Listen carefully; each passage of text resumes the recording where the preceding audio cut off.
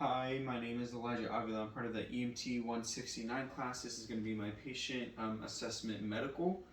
And so first I would get my proper PPE, which is proper protective equipment.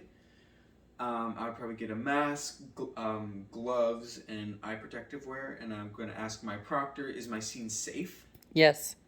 And what's my mechanism of injury or nature of illness? Difficulty breathing. All right, and how many patients do I have? Just one. All right, so I'm going to call additional ALS, and I'm going to consider stabilization of the C-spine, but considering my patient is sitting up, I don't really have to worry about that. So I'm going to go up to my patient. What's my general impression of my patient here? They're breathing very fast. Very fast, all right. And can I hear any respiratory distress, like wheezing? They're wheezing. Okay, and then is my breathing adequate? Yes. My breathing is adequate, okay. So I'm going to go up to my patient. Ma'am, can you hear me? Can you hear me? Does she respond? Yes. All right. And then what is her chief complaint? Chest pain. Chest pain. Okay. And so I'm going to assess the breathing and the airway.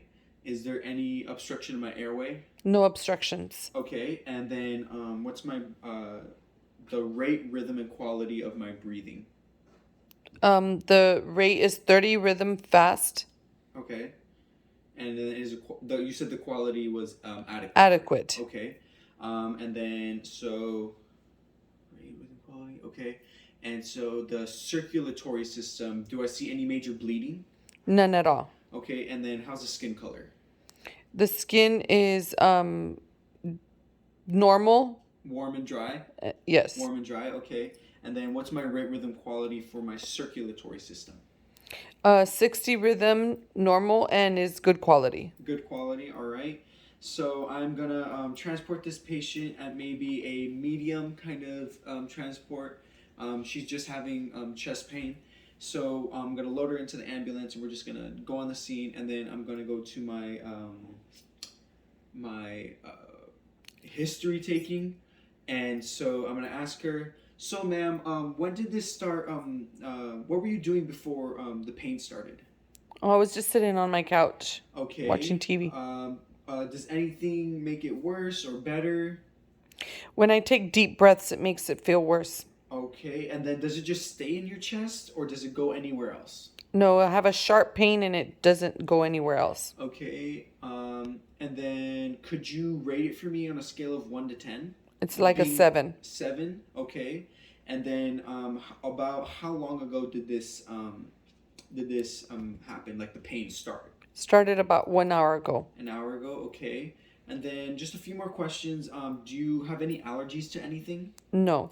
Do you take any medications? None. Okay. And then when was the last time that you had eaten any food? About 2 hours ago. 2 hours ago, all right. And do you have any past medical history, surgeries, any of that? No. None? Okay. And then,